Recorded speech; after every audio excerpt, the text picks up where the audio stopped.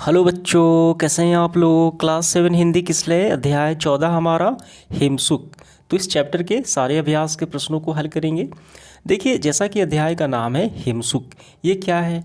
तो इस अध्याय में वर्णित एक तोते यानी चिड़िया की कहानी है। यानी एक चिड़िया का नाम है जिसका नाम क्या है, हिमसुक है।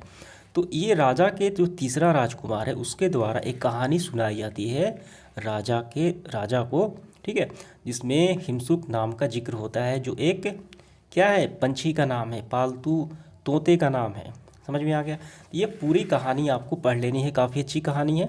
तो आइए इसके सारे क्वेश्चंस को हल करते हैं। तो आइए देखिए अभ्यास के प्रश्नों में प्रश्न क्रमांक पहला हमारा, अवध नरेश राजकुमार की परीक्षा क्यों लेना चाहते थे।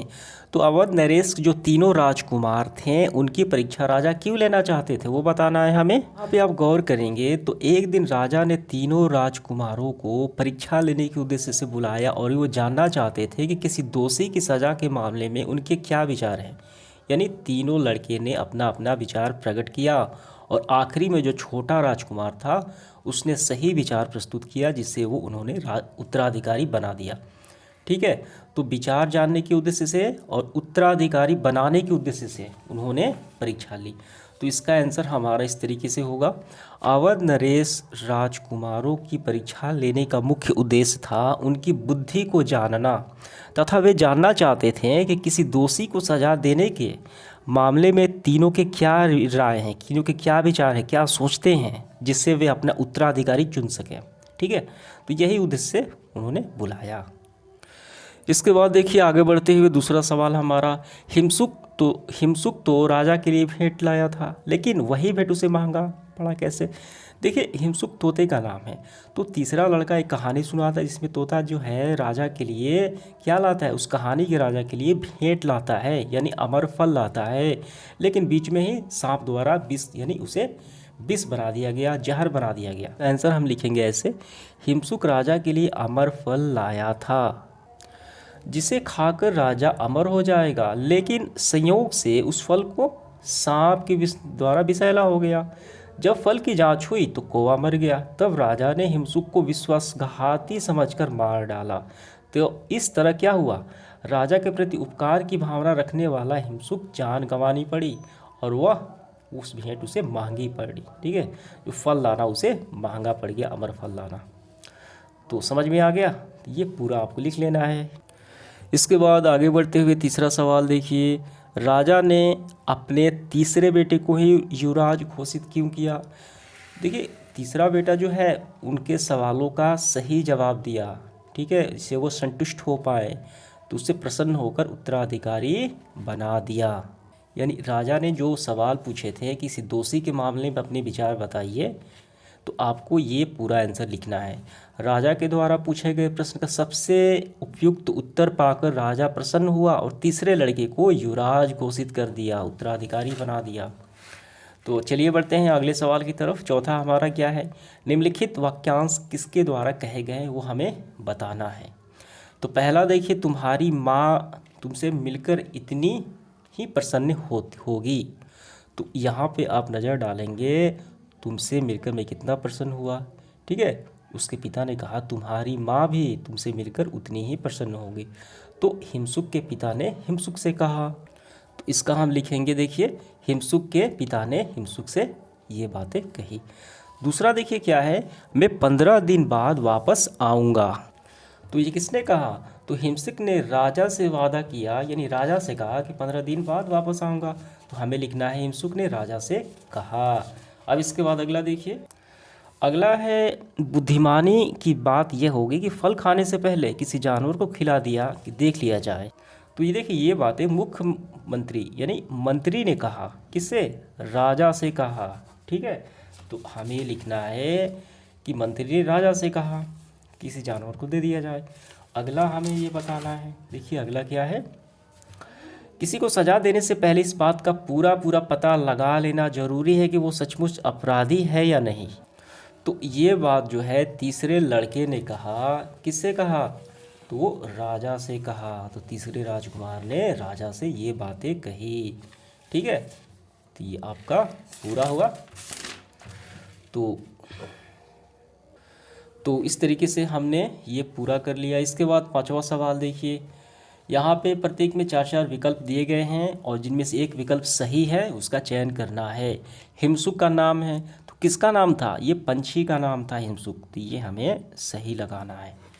अगला देखिए हमारा क्या है, किस देश के राजा के पास अनोखा तोता था? जो तीसरा राजकुमार था कहानी बताता है जिसमें विभद्र देश के राजा के पास अनोखा तोता था। तो छोटे राजकुमार ने, तीसरे राजकुमार ने कहानी बताता है जिसमें विदर्भ, ठीक है, विदर्भ नाम देश के राजा के पास अनोखा तोता था। तो ये हमारा ऑप्शन नंबर बी होगा, विदर्भ, ठीक है। इसके बाद ग नंबर, हिमसुक रात में कहाँ ठहरा था? तो ये पेड़ पे ठहरा था जहाँ पे सांप ने उसके फल को विष में डाल दिया, यानी विष कर दिया, चक्कर। घ नंबर देखिए, जहरीले फल को राजा ने क्या किया? तो जहरीले फल को राजा ने गड्ढे में दबा दिया, ठीक है, और कुछ दिनों के बाद वहाँ से प्लांट यानी पौधे निकल आए। अब इसके बाद देखिए पाठ से आगे क्या है, पहला, सज़ा देने से पहले राजा को क्या करना चाहिए था? तो अपने विचार बताना है आपको। तो सज़ा देने से पहले राजा को क्या करना चाहिए था? तो देखिए इसका आंसर हम लिखेंगे, सज़ा देने से पहले राजा को यह बात की पूरी तरह से पता लगानी चाहिए कि जिसे वो सज़ा दिया जा रहा है वो सचमुच अपराधी है कि नहीं, सचमुच दोषी है कि नहीं, ठीक है, यही करना चाहिए था।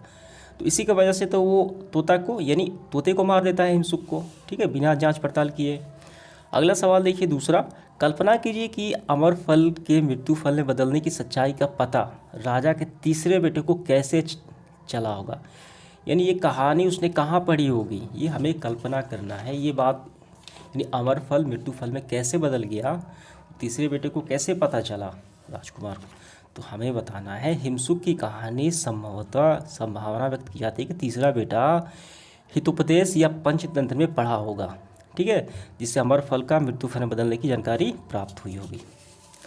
अब इसके बाद देखिए तीसरा, कल्पना कीजिए कि आप हिमसुक हैं, यानी तोते के स्थान पर अपने आप को रखना है, ठीक है, और राजा आप पर वार करने के लिए हाथ उठाता है, तो आप क्या करेंगे? तो आंसर आप अपने से भी लिख सकते हैं, लेकिन हम ऐसे लिखेंगे, यदि मैं हिमसुक होता तो राजा को समझाता और विश्वास दिलाता कि अमर फल में विष फल अर्थात मृत्यु फल में बदलने की सच्चाई का पता लगाता, ये विश्वास दिलाता कैसे हुआ, ठीक है, तथा अनुचित कार्य करने से रोकता। ये काम हम करते हैं। तो इस तरीके से पाठ से आगे वाले प्रश्न समाप्त होते हैं।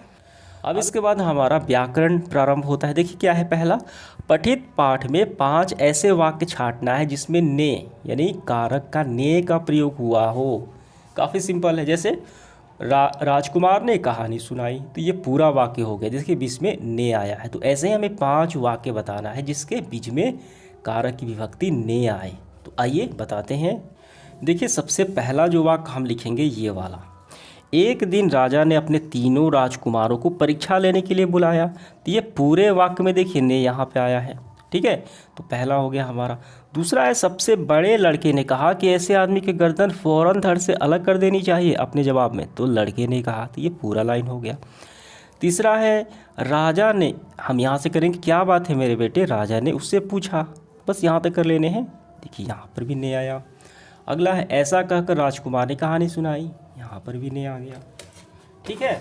अब इसके बाद देखिए एक और हो गया, महल वापस जाकर हिमसुक ने राजा घर आने की आज्ञा मांगी, तो यहाँ पर भी आ गया। तो इस तरीके से ये आपका पूरा हुआ। अब इसके बाद देखिए निम्नलिखित युग्म शब्दों के वाक्य बनाना होगा। मैं और मेरा दोस्त साथ साथ विद्यालय जाते हैं, दो चार पैसे कमाने लोग शहर जाते हैं।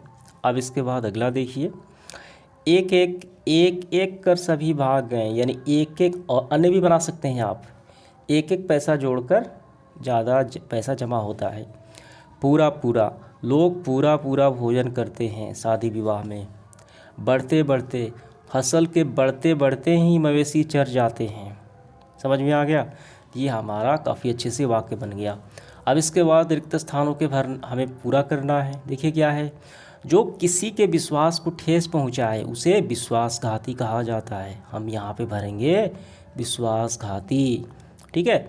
राजा का लड़का, तो राजा का लड़का राजकुमार कहा जाता है, इस दूसरे में हम राजकुमार। किसी की मृत्यु के बाद उसकी संपत्ति का हकदार कौन होता है? उसका उत्तराधिकारी ही तो होता है। ठीक है, यानी बाप के संपत्ति पर पुत्री उसका उत्तराधिकारी हो गया। मौत की सज़ा मृत्युदंड हो गई। किए गए उपकारों को नहीं मानने वाला तो कृतज्ञ। ठीक है, कृतज्ञ हो गया।